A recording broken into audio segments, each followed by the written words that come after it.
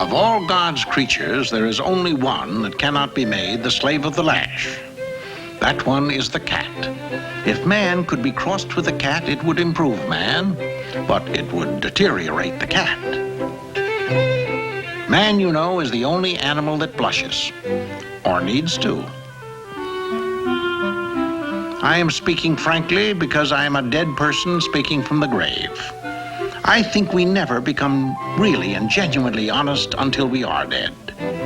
People ought to start dead. Then they would be honest so much earlier.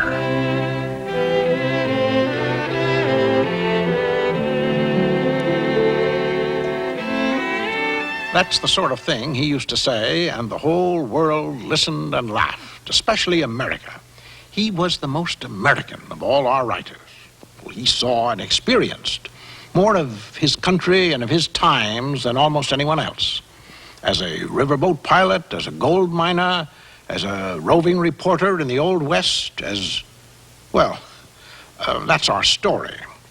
Let's begin with a notice he used to start off one of his works. Persons attempting to find a motive in this narrative will be prosecuted. Persons attempting to find a moral in it will be banished. Persons attempting to find a plot in it will be shot.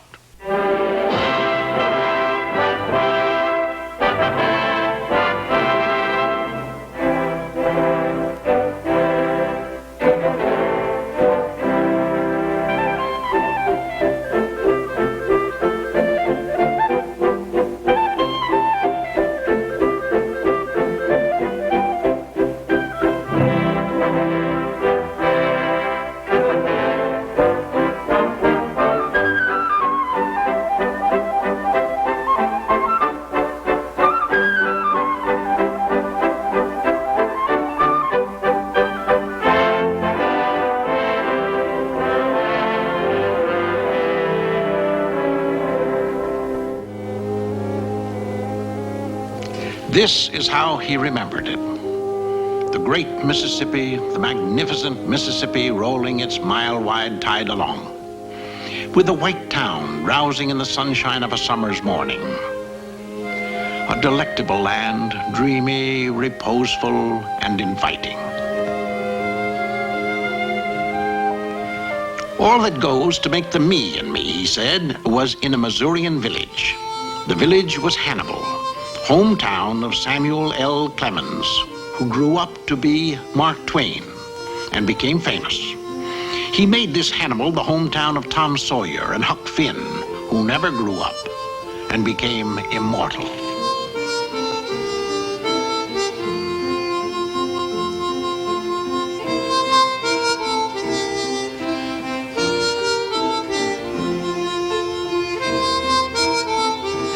When I was a boy in Hannibal, he remembered, everybody knew everybody and was affable to everybody, and nobody put on any visible airs.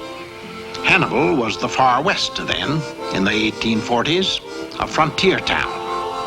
It was a little democracy, he wrote, full of liberty, equality, and the 4th of July. Everybody was poor, but didn't know it, and everybody was comfortable and did know it.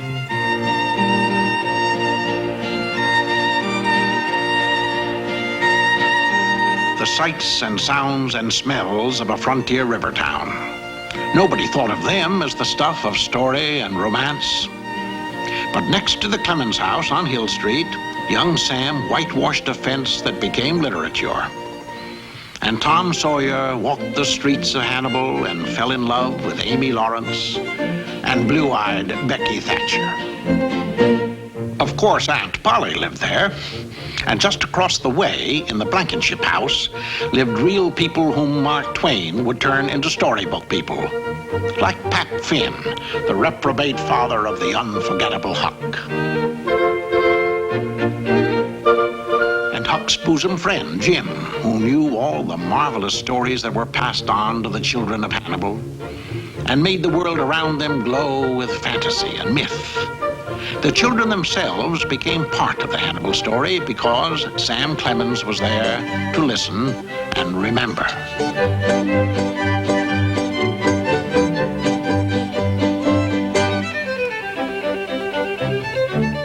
It It was a small place and remote and out of the way, but there was always something for a boy to see and do and watch. I was young then, he wrote, exceedingly young, marvelously young, younger than I shall ever be again by hundreds of years.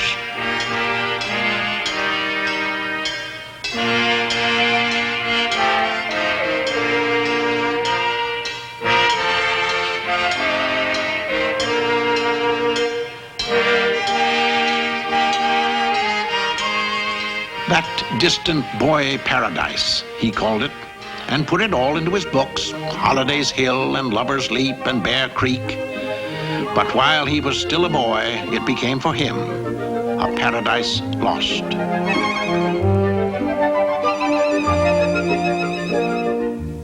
He had to go to work and leave boyhood behind at 13. And not long after, he left Hannibal behind as well.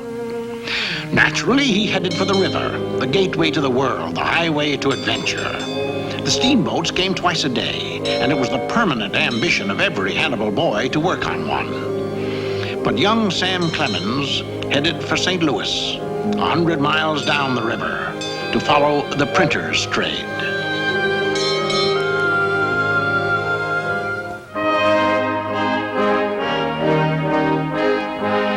The first time I ever saw St. Louis, he wrote later, I could have bought it for $6 million, and it was the mistake of my life that I didn't do it. St. Louis began his years of wandering as a printer and gave him his first close look at the America that was teeming and growing far beyond the modest dreams of Hannibal. In St. Louis, he set enough type to get to New York with $3 in his pocket and a $10 bill concealed in the lining of his coat. I was born excited, he said, and New York excited him even more. He wasn't giving much thought to becoming a writer, but life was making an apprentice author out of a journeyman printer. And he took in the Washington sights at a time when there really wasn't much to see. Washington was placid, but young Sam Clemens wasn't. Like Huck Finn, he could say, all I wanted was to go somewhere, so all I wanted was change.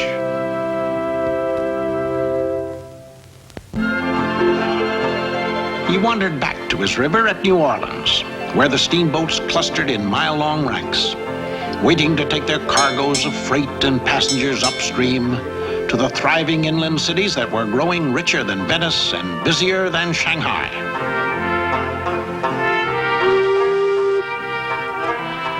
The year was 1857, and the trade and commerce of the whole nation seemed to be moving up and down the Mississippi, creating a world of its own, the world of the river.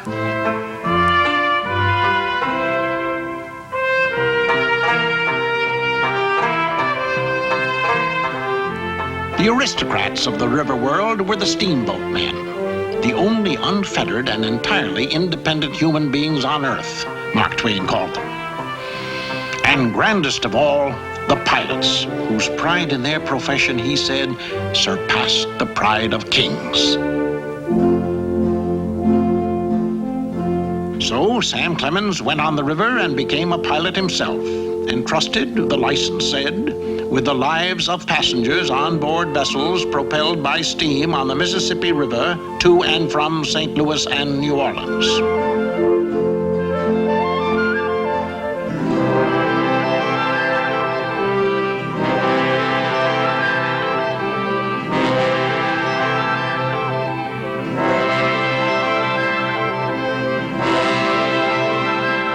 I loved the profession far better than any I have followed since, he wrote long afterwards, and I took a measureless pride in it. He spent 4 years on the river, and he would put it all in a book, the vanishing pageant of a bygone time, Life on the Mississippi.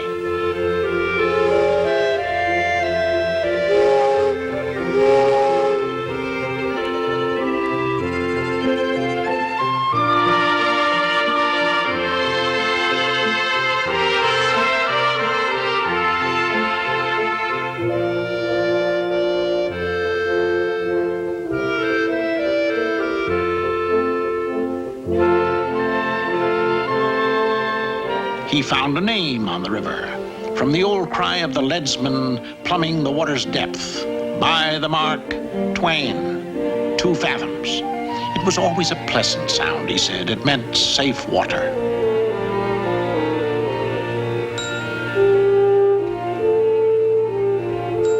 The river was a civilization of its own, and it seemed permanent, changeless, like the river itself. But change was coming as the 1860s began. A convulsion was coming. Life along the river went on in the same old way, but a new voice was being heard in the land. And it was saying, this government cannot endure permanently, half slave and half free.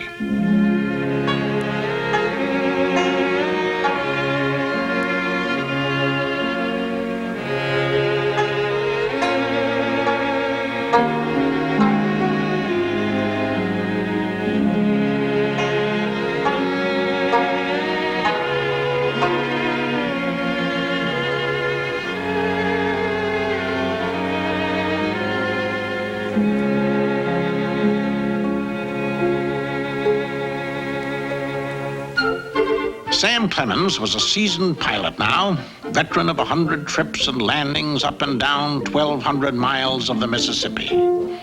And when he wasn't piloting, he was scribbling down what he saw and heard of the life around him. I got personally and familiarly acquainted with about all the different types of human nature there are, he remembered. When I find a well-drawn character in fiction or biography, I generally take a warm personal interest in him for the reason that I've known him before. Met him on the river.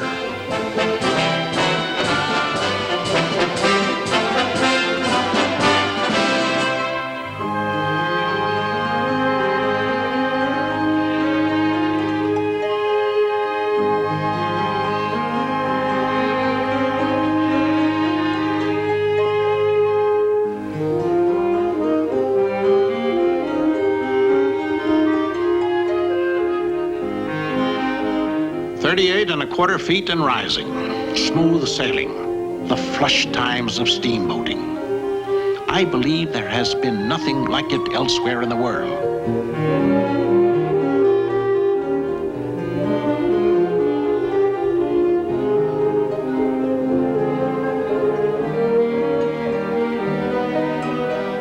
Passengers entered a new and marvelous world when they came aboard a big, fine steamboat, he wrote. The boats were finer than anything ashore. They tallied with the citizen's dream of what magnificence was and satisfied it. This was unutterable pomp.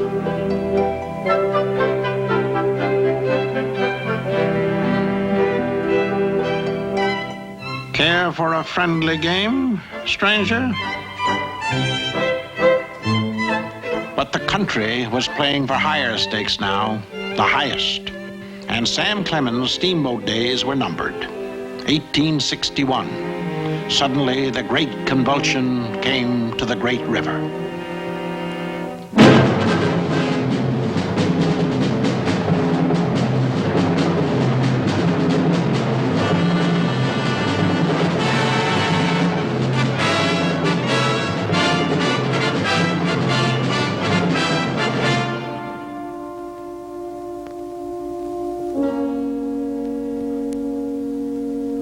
Traffic stopped, the Mississippi became a battlefield.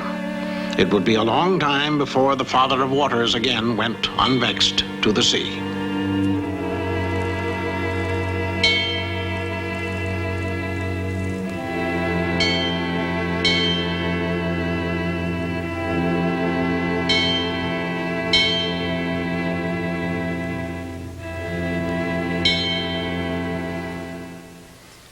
So Samuel Clemens left the river and for a while went to war. For a little while, 2 weeks.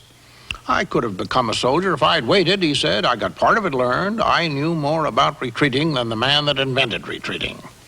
He retreated right out of the Army, the Confederate Army, and he made a separate peace with the Union. His brother had just wangled a bit of patronage out of the new Lincoln administration and was appointed Secretary of Nevada Territory. Sam appointed himself secretary to the secretary and headed west. To the real West, not the myth. Those were the days, he wrote, those old ones, so full to the brim with the wine of life, there have been no others like them.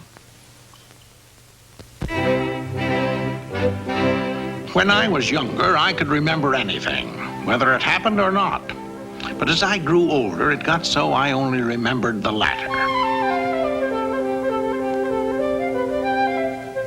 He had a lot to remember.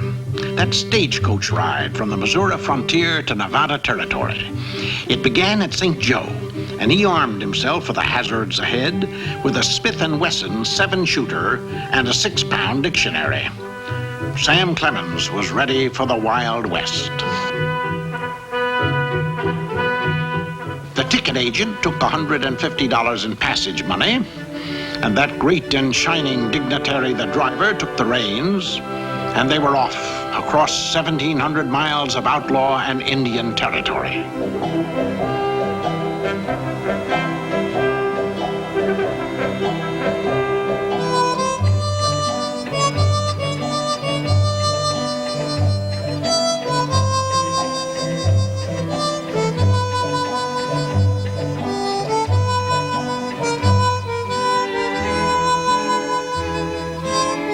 The stage covered about 100 miles a day and passed through settlements with names like Overland City and Horseshoe Station and La Perelle.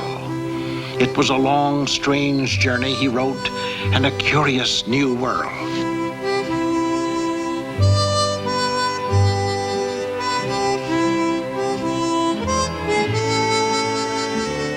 The types and characters along the way. From western Nebraska to Nevada, he said, a considerable sprinkling of them might be set down as outlaws, whose best security was a section of the country without law and without even a pretense of it.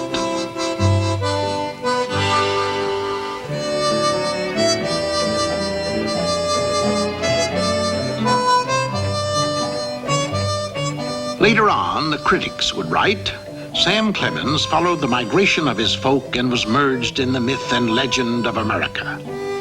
But Sam himself wasn't all that solemn about it at the time. When he reached Salt Lake City, he reported the place was so healthy, it had only one doctor and he was arrested once a week for having no visible means of support. He admired the enterprise and orderliness and sobriety of the people. But like the rest of the country, he was puzzled by the Mormon practice of polygamy.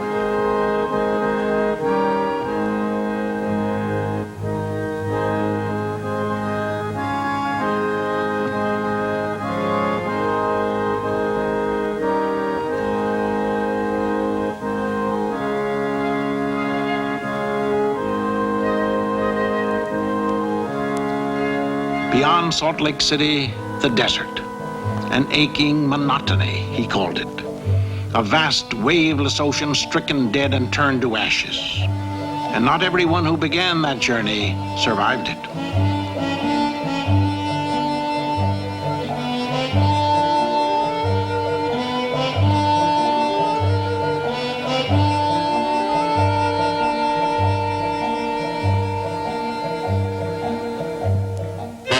"20 days by stage out of St. Joe, and Samuel L. Clemens found himself in Washoe, Nevada territory, a long, long way from his river.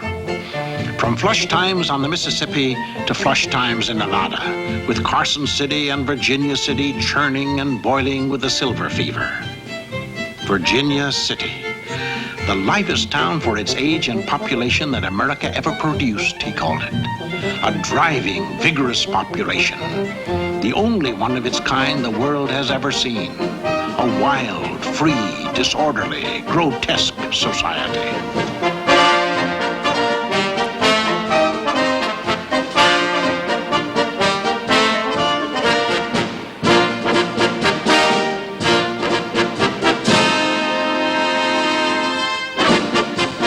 It was a splendid population, he wrote. For all the slow and sluggish-brained stayed at home. You'll never find that sort among pioneers. They fairly reveled in gold, whiskey, fights, and fandangos, and were unspeakably happy. Any excuse was good enough for a contest or a celebration, and if it wasn't a fight, it was a foot race. Tournaments between competing hose companies were a prime spectator sport, and the local Chinese champions were always in the running.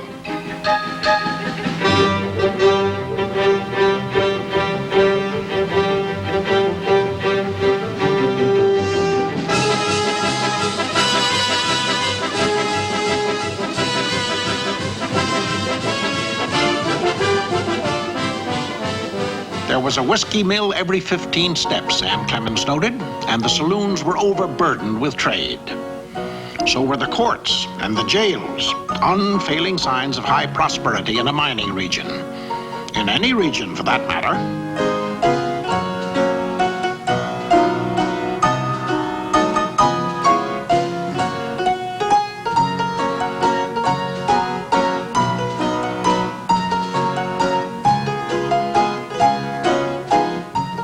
I lead an easy life here, he wrote home, and I don't care a cent whether school keeps or not. But he was writing for a local newspaper now, and adding a gallery of choice Western specimens to his collection of American types, closely observed in their native haunts.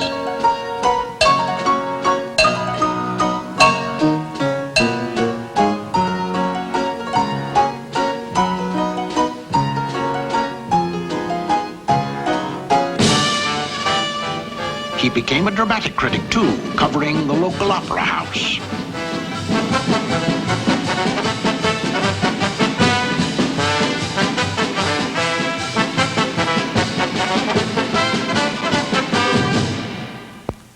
The stars played Virginia City, too. Big ones like Lotta Crabtree, the darling of the miners. And the dazzler of them all, Ada Isaacs Menken, whose flagrant tights and even more flagrant behavior scandalized and delighted 2 continents. She was called a whole constellation, a vast spray of gas jets. Mark Twain called her that. He was using that name now, the name from the river, Mark Twain. But mining was the big story in Virginia City. Mining on the fabulous Comstock lode, where they were piling up silver and gold like cordwood.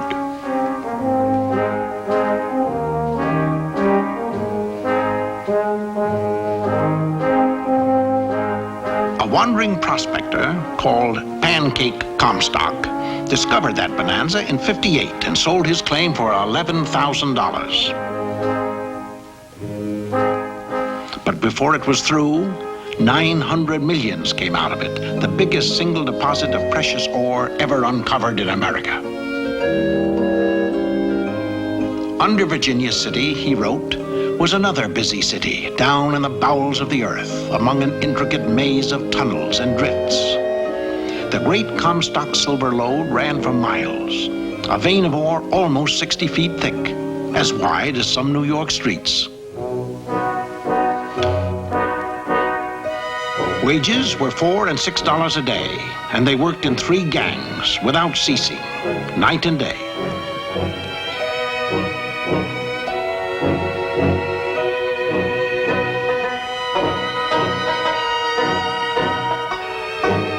Every few days, news would come of the discovery of a brand new mining region, he wrote, and away the surplus population would scamper to take possession. I would have been more or less than human if I had not gone mad like the rest. So he went prospecting too, dreaming like the rest of finding another Comstock, riches beyond belief, just over the next hill and somewhere beyond the horizon.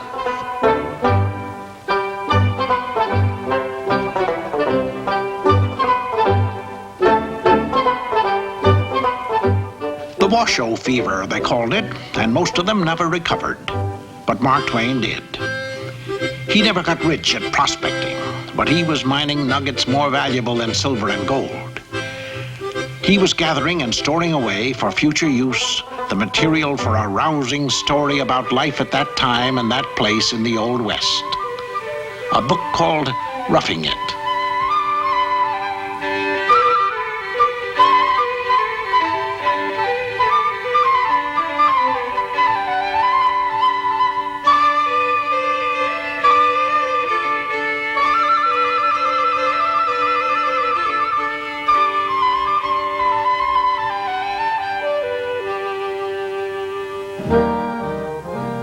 But the real wealth was never under the ground. It was the ground itself, the land. And Americans were spreading over it, staking out claims, setting up shop, and opening for business.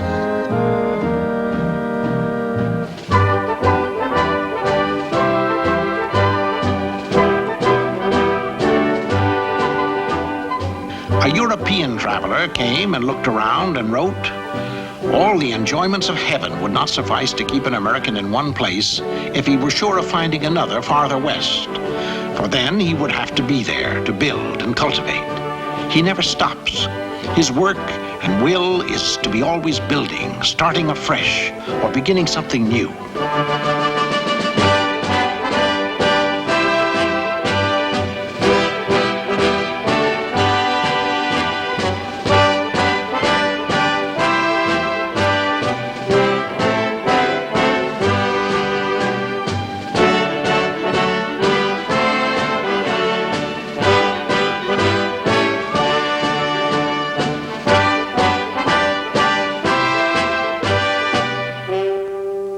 And a woman settler wrote, "We wanted to come to a new country so our children could grow up with the country. My husband said he could live 10 years longer by coming to a new country."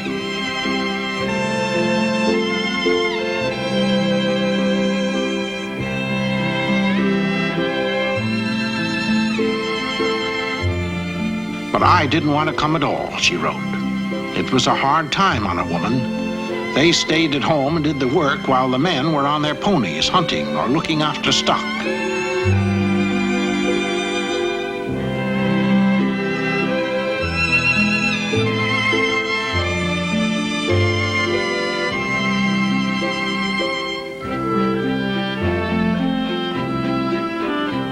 These were the ones who came to stay, to put down roots, to build and cultivate. But Mark Twain wasn't one of them.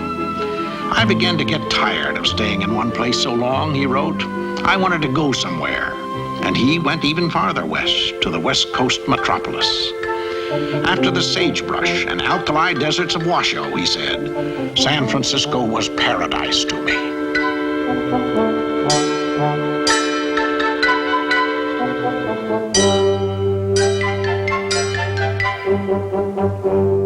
He covered life in San Francisco for the newspapers, and the way he did it earned him the title of Wild Humorist of the Pacific Slope. "I am generally placed at the head of my breed of scribblers in this part of the country," he wrote home. And with one little sketch that tickled the whole nation, the celebrated jumping frog of Calaveras County, he leaped into prominence. It was a milestone in American humor. But he himself thought it only a villainous backwoods sketch and wasn't happy. "I wish I was back there piloting up and down the river again." The wharves of San Francisco, with their restless ships, were beckoning. The Civil War was over. The country was stirring again, getting back to business, getting on with the job of manifest destiny. Mark Twain, as usual, was restless too, and he took ship for the Sandwich Islands, Hawaii, the first of many voyages on which he would cast an irreverent American eye on the world beyond America.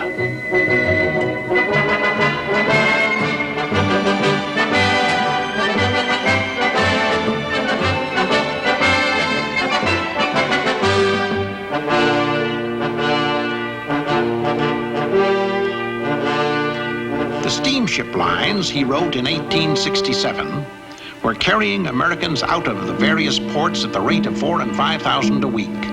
Everybody was going to Europe. I, too, was going to Europe. For once in my life, I basked in the happiness of drifting with the tide of a great popular movement.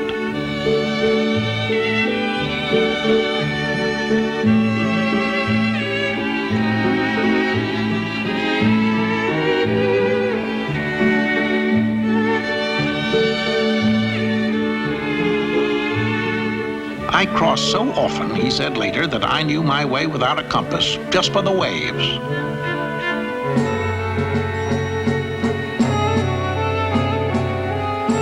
But the first time, he remembered, travel was a wild novelty to us. The gentle reader will never know what a consummate ass he can become until he goes abroad.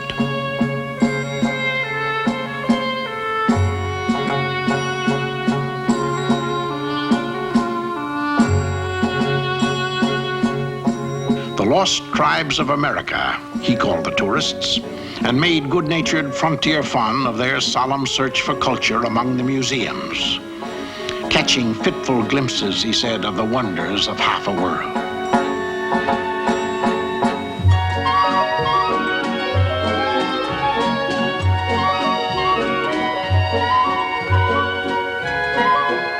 The Innocents Abroad. What he wrote about them and the way he wrote it turned out to be the world's most amusing travel book, and his trip abroad made his reputation at home. The Innocents Abroad made a bigger hit than any American book ever published except Uncle Tom's Cabin, and was a lot more fun. Mark Twain made Americans laugh at themselves, and they loved it. Few writers ever accepted success as jauntily as Mark Twain did. He enjoyed it, he reveled in it, but he didn't take it or himself very seriously. My books are water, he said. Those of the great geniuses are wine. Everybody drinks water. But the old Mississippi pilot and Nevada miner was a celebrity now, and the country took him to its heart. Mark Twain and America. It was becoming one of the great love affairs of history.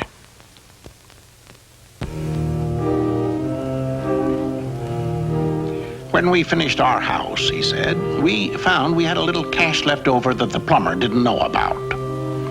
He had quite a lot of cash now and was happily settled in Hartford, Connecticut with a wife he adored, Olivia Langdon of Elmira, Livy, whom he called the life of my life, and a daughter, Jean, and another daughter, Clara, and his favorite, Susie, who wrote the first Mark Twain biography at the age of 13. Papa is a very striking character, she wrote. He is a very good man and a very funny one. The difference between Mama and Papa is that Mama loves morals and Papa loves cats. But he does tell perfectly delightful stories. He delighted Americans by making fun of life in America, of the gaudy times that had come, the era he named the Gilded Age for its blatant showiness and its parade of new rich pomp.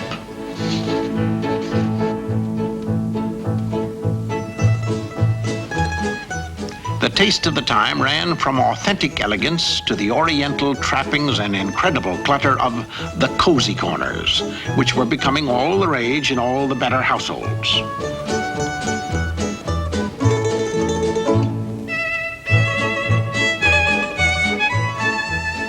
Gentility and decorum were rampant, and Americans were on their dignity as never before. After all, William Dean Howells was saying, we have the country of the present and the future.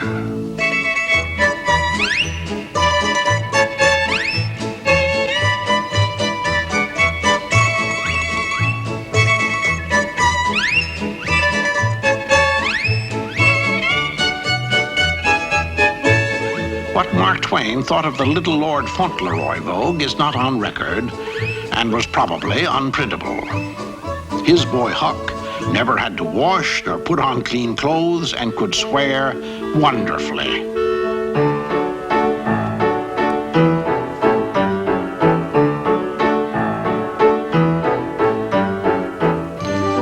The Boston Women's Rescue League warned that 30% of all fallen women were former bicycle riders. But daring spirits tried it anyway. It wasn't easy.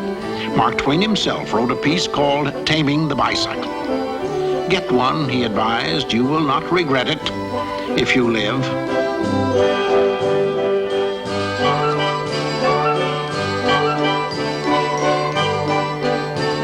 Nice women had seldom been caught exercising before the Civil War, but now they were boldly taking to sports. And Mark Twain was all for it. This is woman's time of opportunity, he said.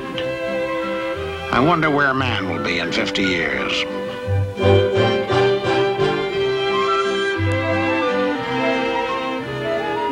I think a photograph is a most important document, he said. And there is nothing more damning to go down to posterity than a silly, foolish pose caught forever. But many were eager to take the risk as the fad for posing spread. Many a revealing sidelight on his times came down to posterity, caught forever by the camera.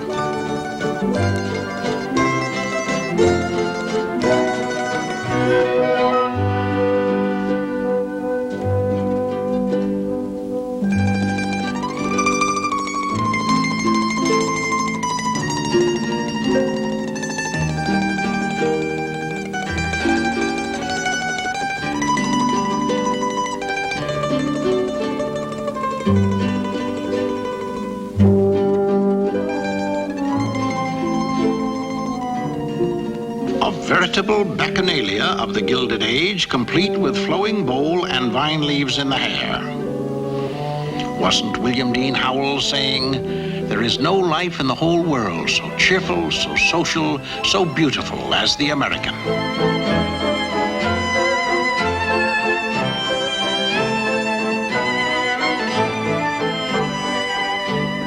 It was a cheerful and social time for many.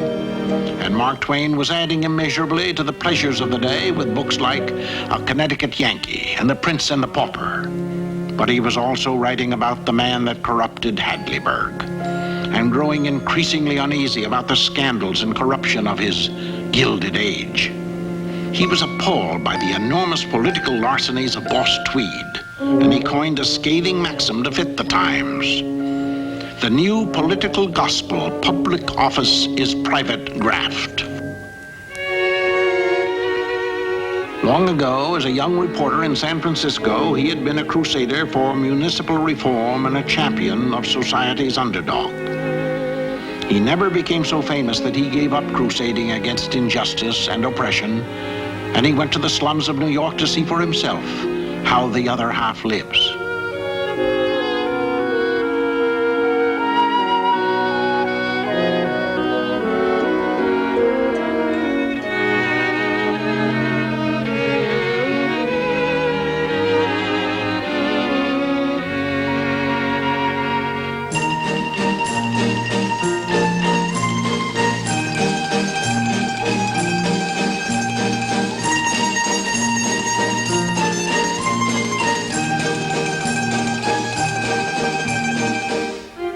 He saw the hordes of immigrants huddling in their East Side tenements, and he wrote of the blood and sweat and poverty of the unconsidered masses. And he jolted people who insisted on thinking of him only as Mark Twain, the funny man. The offspring of poverty, he wrote, greed, sordidness, envy, hate, malice, cruelty, meanness, lying, shirking, cheating, stealing, murder.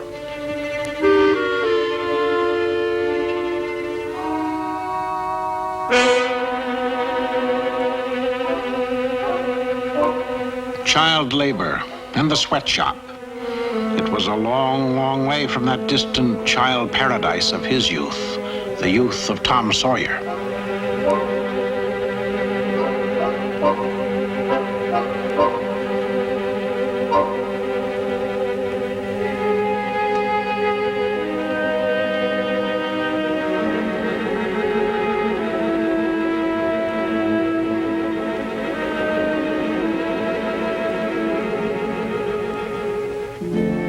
But they were calling it the land of opportunity just the same. This was also the time of Horatio Alger, of rags to riches and work and win and struggling upward.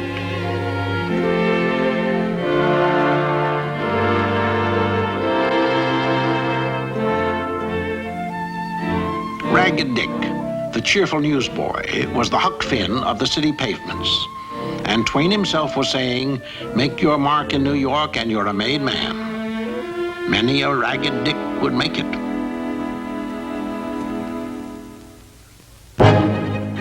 There is something about this ceaseless buzz and hurry and bustle of New York, he wrote, that keeps a stranger in a state of unwholesome excitement.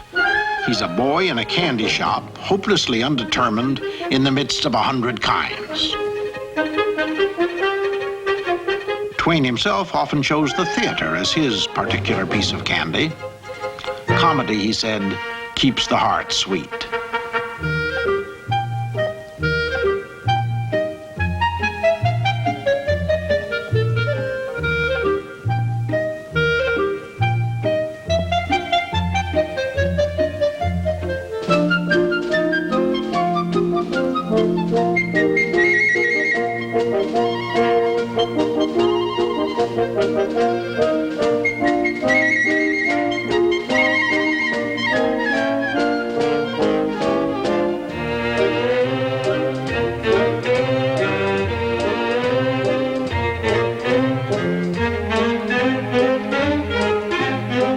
Also told the theater public, "You are eating too much mental sugar. You will bring on Bright's disease of the intellect." He himself loved the tragic stage and the playing of his great friend, Edwin Booth.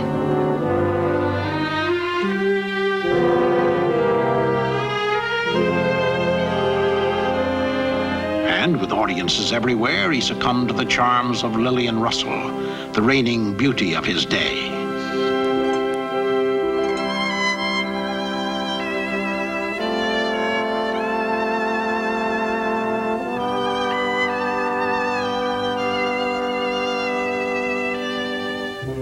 Inventors are the creators of the world after God, Mark Twain said. And he was proud of knowing Thomas Edison and excited by the new world Edison and other inventors were creating.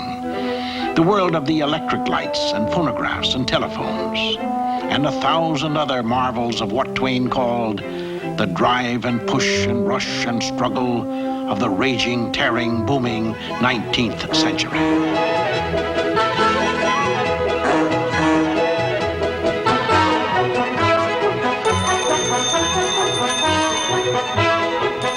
The go-ahead atmosphere tastes good in the nostrils, he said. People don't dream, they work. These businessmen are brisk, energetic of movement and speech. The dollar their God, how to get it their religion.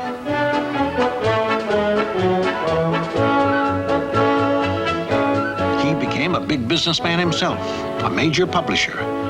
And two great American names were linked when Mark Twain and Ulysses Grant combined to rescue the general's family from the threat of poverty.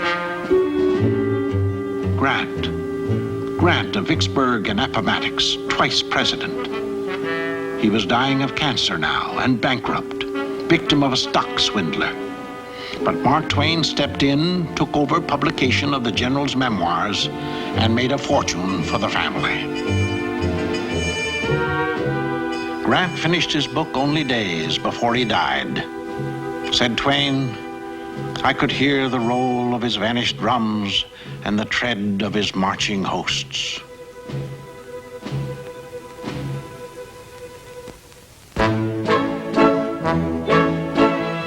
Lo, the newspapers were saying, at last, the typical American girl. Before Charles Dana Gibson created her, the paper said, she was vague, nondescript. There was no type. But as soon as the world saw Gibson's ideal, it bowed down in adoration. The typical American girl in person decorated the great Columbian Exposition, the World's Fair, in Chicago in 1893. It celebrated the 400th anniversary of America's discovery, and to millions of Americans it was a discovery itself.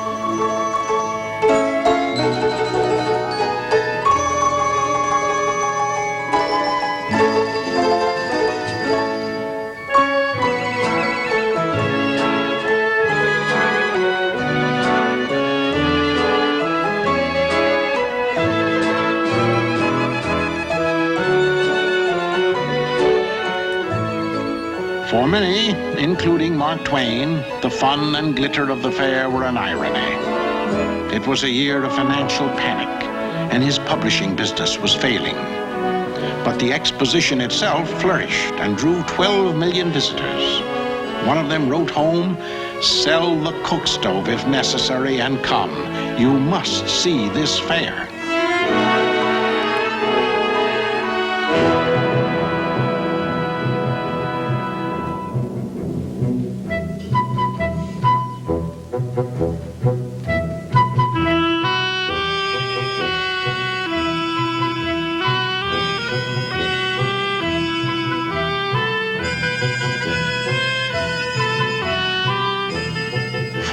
Years of history from Christopher Columbus's Santa Maria to William McKinley's USS Maine in Havana Harbor, and more history in the making.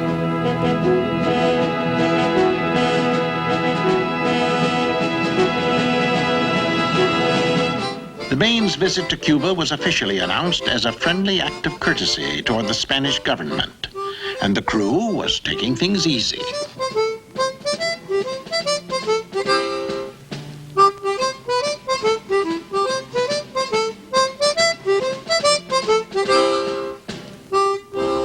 Times were tense. Back home, the country was seething at the oppression of the Cuban people by their Spanish rulers. And a crusade was in the making to intervene and set Cuba free. Meanwhile, the friendly visit continued until the evening of February 15th, 1898.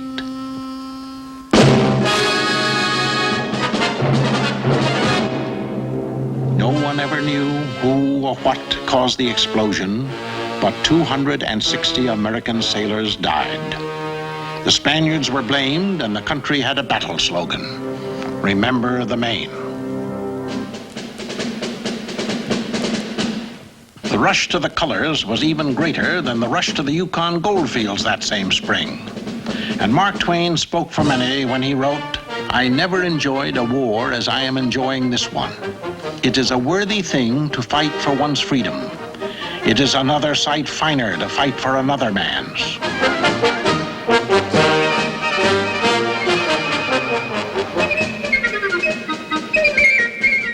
A splendid little war, somebody called it, and it went swimmingly in Cuba and Puerto Rico, and at first in the Philippines. Americans were getting their first taste of empire, and many of them were liking it. But with the campaign to annex the Philippines, Mark Twain stopped cheering. He was strong for liberation, but against imperialism. But to most Americans, it all seemed a grand adventure.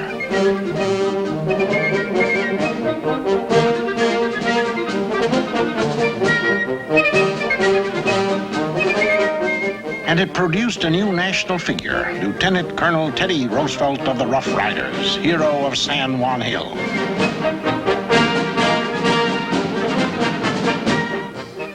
Not long after, Sagamore Hill, his home on Long Island, became as well or better known.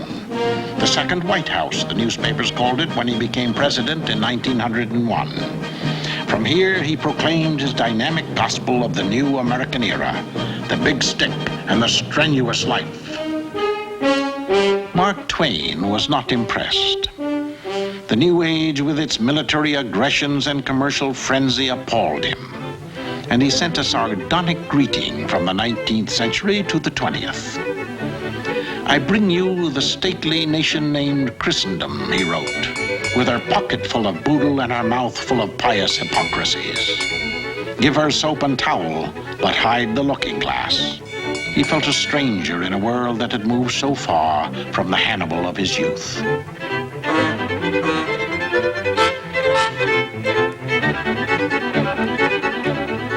In his mellower moods, though, he spoke more gently. "My heart is with my own century. The 20th is a stranger to me, but I wish it well." In a quiet corner of Connecticut, he built a palatial home which he called Stormfield and lived his final years there.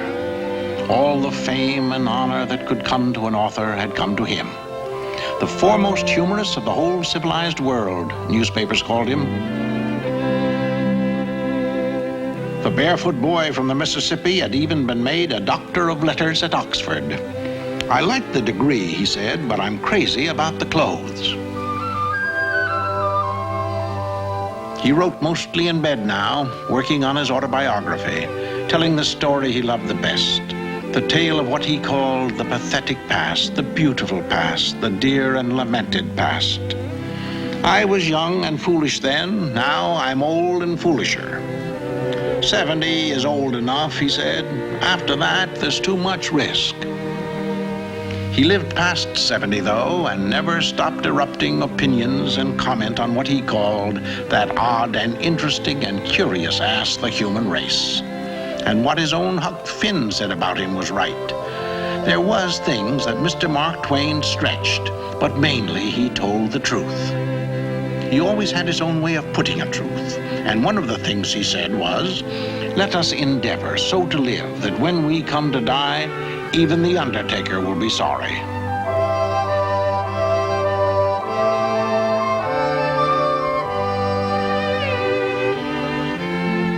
He was almost alone at the end. His beloved Livy was gone, so was Susie and Jean. He himself was old and weary and ready to join them. When he came to die in April of 1910, the whole world was sorry. 1,000 things were said of him in tribute, but perhaps the best was this: he made the common people laugh. Who in all the history of literature has done more?